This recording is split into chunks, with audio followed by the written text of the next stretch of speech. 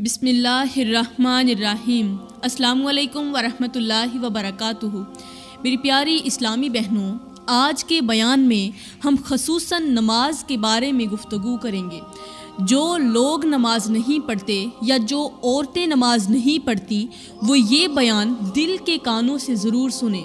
میں امید کرتی ہوں کہ یہ بیان سننے کے بعد آپ انشاءاللہ 5 وقت کی نماز پڑھنے کی عادی بن جائیں گی۔ میری پیاری بہنوں، قیامت کے دن اللہ تعالیٰ بے نمازی عورت سے سوال کرے گا، اے بے نمازی عورت، بتا تو نے میری عبادت کیوں چھوڑی؟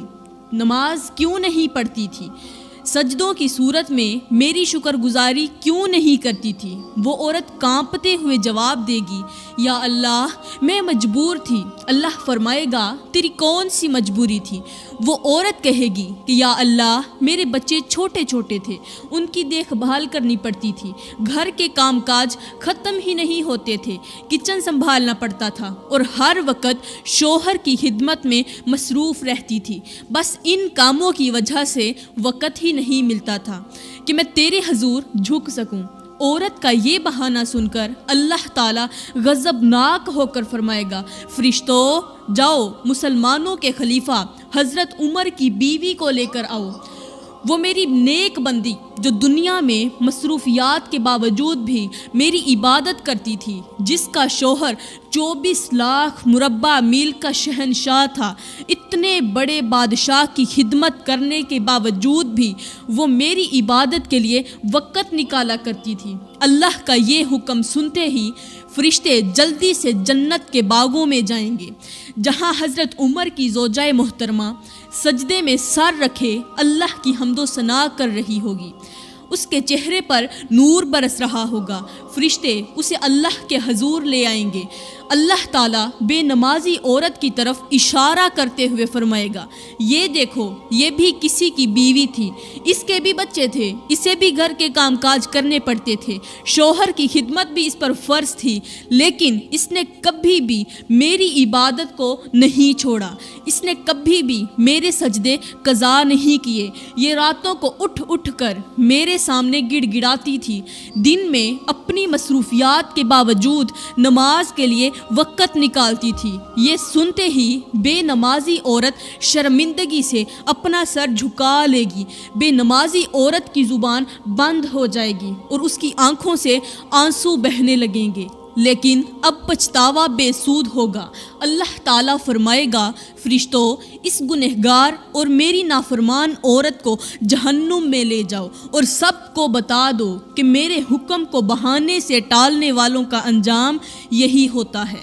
فرشتے جب اس بے نمازی عورت کو گھسیٹتے ہوئے جہنم کی طرف لے جانے لگیں گے تو وہ عورت تکلیف کے مارے تڑپ اٹھے گی، اس کی چیخیں فضا کو ہلا دیں گی اور وہ درد بھری آواز میں کہے گی، مجھ پر رحم کرو، میں کمزور ہوں، میں یہ عذاب برداشت نہیں کر سکتی، مجھے چھوڑ دو، خدا کے واسطے مجھے معاف کر دو۔ وہ ہاتھ جوڑ کر کہے گی، روتے ہوئے کہے گی، یا اللہ مجھے ایک موقع دے دے، میں تیری نماز پڑھوں گی، تیرے رستے پر چلوں گی، تیرے احکامات کو مانوں گی۔ اب میں دنیا میں جا کر استغفار کروں گی، توبہ کروں گی، اب میں تہجد پڑھوں گی، روزے رکھوں گی، نوافل بھی پڑھوں گی، میں تیری عبادت کرتی رہوں گی، دن ہے تو تیری عبادت میں گزرے گا، رات تو تیری عبادت میں گزرے گی، میں ہر وقت تیری حمد و ثنا بیان کروں گی، تیرے نبی کی ذات پر درود پاک پڑھوں گی، میں تجھ سے بخشش کی دعا طلب کروں گی، میں اپنے بچوں کو چھوڑ دوں گی، دنیا کو چھوڑ دوں گی، دنیا کی پرواہ بھی نہیں کروں گی، شوہر کی خدمت بھی کروں گی، لیکن تیری عبادت سب سے مقدم ہوگی، وقت پر باجماعت نماز بھی ادا کروں گی، بس سارا وقت تیری نماز میں صرف کر دوں گی۔ اچانک ایک گونجدار آواز سنائی دے گی، یہ آواز ہوگی اللہ کی۔ میرا اللہ فرمائے گا، اے میری بندی، تجھ پر رحم کیا گیا تھا دنیا میں، تجھے موقع بھی دیا گیا تھا دنیا میں، لیکن تو دنیا کی لذتوں میں مگن رہی۔ آج رحم کا وقت نہیں، آج تو تیرے حساب کا وقت ہے، آج تو تیرے کیے کی سزا اور جزا دینے کا وقت ہے۔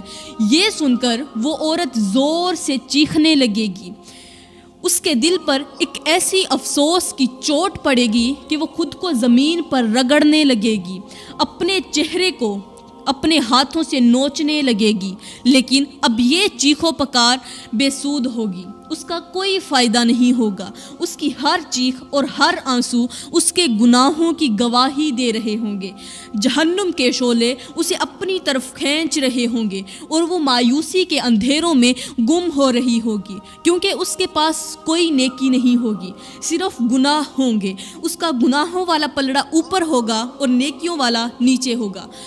اس کی جو گناہ ہوں گے وہ بہت زیادہ ہوں گے، نیکیاں بہت ہی کم ہوں گی۔ پھر اللہ تعالیٰ دوسری بے نمازی عورت کو بلائے گا، اس سے سوال کرے گا، تو نے میری نماز کیوں ترک کی، میری عبادت سے کیوں منہ موڑا؟ وہ عورت کپ کپاتے ہوئے، آنکھوں سے آنسو بہاتے ہوئے عرض کرے گی، یا اللہ، میرا شوہر بہت ہی سخت مزاج تھا، اس کے جاہو جلال اور دباؤ کے آگے میری ہمت جواب دے جاتی تھی، بس اپنے شوہر کے غصے اور حکم عدولی کے ڈر سے میں تیری نماز بھول گئی تھی۔ عورت کا یہ بہانہ سن کر اللہ تعالیٰ فرمائے گا، فرشتوں جاؤ فرعون کی بیوی آسیہ کو لے کر آؤ، جس نے دنیا کے سب سے بڑے ظالم شوہر کے ہوتے ہوئے بھی میری عبادت نہیں چھوڑی۔ اللہ کا یہ حکم سنتے ہی فرشتے جنت کے اعلیٰ مقام کی طرف دوڑیں گے۔ جنت میں جو سب سے اونچا مقام ہوگا، جو سب سے بڑا مقام ہوگا، اعلیٰ مقام ہوگا، اس مقام کی طرف فرشتے دوڑیں گے۔ کہاں جا رہے ہیں؟ حضرت آسیہ کو لینے، جہاں حضرت آسیہ نورانی لباس میں جنت کے دروازے پر اللہ کی حمد و ثنا کر رہی ہوگی۔ آسیہ کون؟ فرعون کی بیوی، اور فرعون کون؟ دنیا کا سب سے بڑا ظالم بادشاہ۔ فرشتے حضرت آسیہ کو اللہ کے عرش کے سامنے لے آئیں گے۔ اب اللہ تعالیٰ اس بے نمازی عورت کی طرف دیکھتے ہوئے فرمائے گا، اے میری نافرمان عورت، یہ دیکھ، یہ بھی ایک عورت تھی، اس کا شوہر بھی دنیا کا سب سے بڑا ظالم بادشاہ تھا، جو خود کو رب بھی کہلواتا تھا۔ میری یہ بندی اپنے شوہر کے ظلم کے باوجود بھی میری پناہ میں رہی اور اپنی جان کی قربانی دینے کے لیے تیار رہی۔ اس نے کبھی نماز نہیں چھوڑی، کبھی مجھے سجدہ نہیں چھوڑا۔ حضرت آسیہ کو دیکھتے ہی وہ بے نمازی عورت جو ہوگی، اس کا چہرہ شرمندگی سے جھک جائے گا، لیکن کوئی معافی کی گنجائش باقی نہ ہوگی۔ اللہ تعالیٰ فرمائے گا، فرشتوں جاؤ اس بے نمازی عورت کو ان لوگوں کے ساتھ کھڑا کر دو جو دنیا کی عارضی آزمائشوں کو میری عبادت سے زیادہ اہم سمجھتے تھے۔ فرشتے اس بے نمازی عورت کو گھسیٹتے ہوئے عذاب کی طرف لے جائیں گے، اور بے نمازی عورت کی چیخ و پکار قیامت کے شور میں دب جائے گی۔ وہ روئے گی، وہ چیخے گی، پکارے گی، چلائے گی، مدد بھی مانگے گی، معافی بھی مانگے گی، لیکن اس کی تمام چیخ و پکار قیامت کا شور اتنا زیادہ ہوگا کہ اس کے نیچے دب جائے گا۔ بے نمازیوں کی صف کانپتے ہوئے کھڑی ہوگی۔ ان میں کچھ وہ ہوں گے جو دنیا کے کاموں میں مشغول ہو کر نماز چھوڑ بیٹھے تھے، کچھ وہ ہوں گے جو اپنے گھر والوں کی خدمت کو بہانہ بناتے تھے، اور کچھ وہ ہوں گے جو وقت کی کمی کا عذر پیش کرتے تھے، کچھ وہ لوگ ہوں گے جو کہیں گے ہم کام کرتے تھے، ہمارے چھوٹے چھوٹے بچے تھے، ان کے لیے روزی روٹی کمانے جاتے تھے، مالک نماز نہیں پڑھنے دیتا تھا۔ اب اتنے بڑے مالک کی، وہ مالک جو انہیں کھلا بھی رہا ہے، انہیں پلا بھی رہا ہے، دوسروں کے دلوں میں ان کے لیے رحم بھی ڈال رہا ہے، اس مالک کی نماز کو چھوڑ کر، اس کے حکم کو چھوڑ کر وہ دنیا کے مالکوں کو اپنا مالک سمجھتے تھے۔ وہ بہانہ پیش کریں گے کہ یا اللہ، ہمارے بچے چھوٹے چھوٹے تھے، ان کے لیے روزی روٹی کمانے جاتے تھے، اور مالک ہمیں نماز کا وقت نہیں دیتا تھا۔ اگر ہم نماز پڑھتے تھے تو اتنے وقت کی ہماری جو تنخواہ تھی اس میں کمی کر دیتے تھے، کٹوتی کر دیتے تھے، اس لیے ہم نماز نہ پڑھ سکے۔ وہ بے نمازیوں کی صف ہوگی اور وہ اس طرح کے عذر پیش کر رہے ہوں گے، ہائے میری بہنوں، دن میں 5 ٹائم نماز پڑھنے کی اپنی عادت بنا لو، بس یہ سوچ کر کے کہ ہو سکتا ہے یہ نماز تمہاری زندگی کی آخری نماز ہو سکتا ہے یہ اذان تمہارے کانوں میں آخری مرتبہ گونجی ہو، شاید یہ وہ لمحہ ہو جب تمہارا رب تمہیں آخری بار مسجد میں آنے کا موقع دے رہا ہو، تمہیں مصلی پر بیٹھ کر نماز پڑھنے کا، دعائیں مانگنے کا آخری بار موقع دے رہا ہو۔ سوچو اگر یہ آخری موقع ہو اور تم نے اسے گنوا دیا تو کیا جواب دو گی؟ یہ وقت واپس نہیں آتا اور شاید قبر کے اندھیرے میں یہی نماز تمہاری نجات بن جائے۔ اللہ کے حضور جھکنے کے لیے کوئی لمحہ بھی ضائع نہ کرو، کہیں ایسا نہ ہو کہ زندگی تم سے پہلے ہی ختم ہو جائے۔ اب چھوٹا سا ایک واقعہ سناتی ہوں، واقعہ دل کے کانوں سے سننا کیونکہ یہ زندگی بدلنے کا ذریعہ بنے گا۔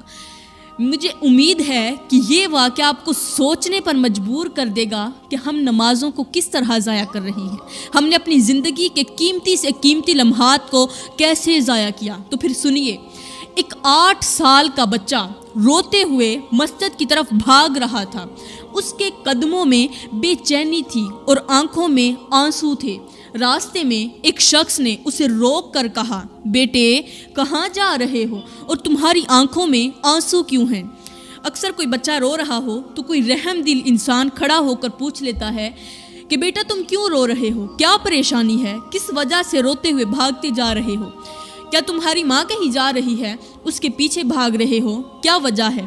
اسی طرح اس شخص نے اس بچے کو روک کر کہا کہ بیٹے کہاں جا رہے ہو، تمہاری آنکھوں میں آنسو کیوں ہیں؟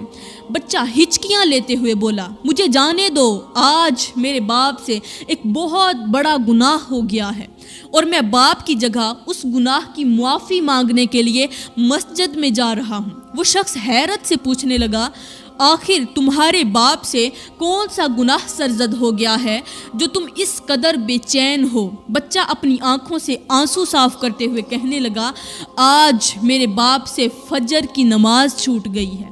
مجھے سمجھ نہیں آتا کہ میرے باپ نے ایسا کون سا گناہ کیا ہوگا جس کی وجہ سے اللہ تعالیٰ نے آج اسے سجدے کی توفیق سے محروم کر دیا۔ آخر میرے باپ نے ایسا کون سا گناہ کیا ہوگا جس گناہ کی وجہ سے اللہ تعالیٰ نے میرے باپ سے سجدے کی توفیق چھین لی اور میرا باپ فجر کی نماز نہ پڑھ سکا۔ ہائے، بچہ تو جواب دے کر چلا گیا لیکن اس شخص کو سوچنے پر مجبور کر دیا کہ اس باپ کی، وہ لڑکا جو تھا، اس باپ کی ایک وقت کی نماز چھوٹی ہے، اس کے باپ نے صرف ایک وقت کی نماز چھوڑی ہے، 5 وقت کی بات نہیں کر رہی، 2 دن کی 10 نمازوں کی بات نہیں کر رہی، ایک وقت کی ایک نماز کی بات کر رہی ہوں۔ وہ سوچنے پر مجبور ہو گیا کہ اس کے باپ کی ایک وقت کی نماز چھوٹی ہے اور بیٹے کو اس قدر احساس ہوا ہے کہ معصوم بچے کا سینہ چھلنی ہو گیا ہے، لیکن افسوس کہ میری زندگی کی تمام نمازیں چھوٹ گئیں اور مجھے ذرا بھی احساس نہیں ہوا۔ میں نے زندگی میں کوئی سجدہ نہیں کیا، کبھی فجر نہیں پڑھی، کبھی ظہر نہیں پڑھی، کبھی عصر نہیں پڑھی، کبھی مغرب عشاء نہیں پڑھی، تہجد تو رہی دودھ کی بات، تہجد کا تو کبھی سوچا ہی نہیں، تہجد تو بڑی دور کی بات، کبھی فرض 5 نمازوں کا تو میں نے سوچا ہی نہیں، میں نے کبھی اللہ کے حضور کوئی سجدہ نہیں کیا، اور بیٹے کے، اس لڑکے کے باپ کی ایک نماز چھوٹی ہے، خود کی نہیں، باپ کی ایک نماز چھوٹی ہے، اور بچے کا حال یہ ہے کہ وہ روتا ہوا مسجد کی طرف جا رہا ہے اللہ سے باپ کی جگہ معافی مانگنے کے لیے کہ نہ جانے باپ سے کون سا گناہ ہو گیا ہے جس کی وجہ سے اللہ تعالیٰ نے میرے باپ کو آج صبح فجر کے سجدوں سے محروم کر دیا۔ اور ایک میں ہوں، وہ شخص سوچنے لگا کہ ایک میں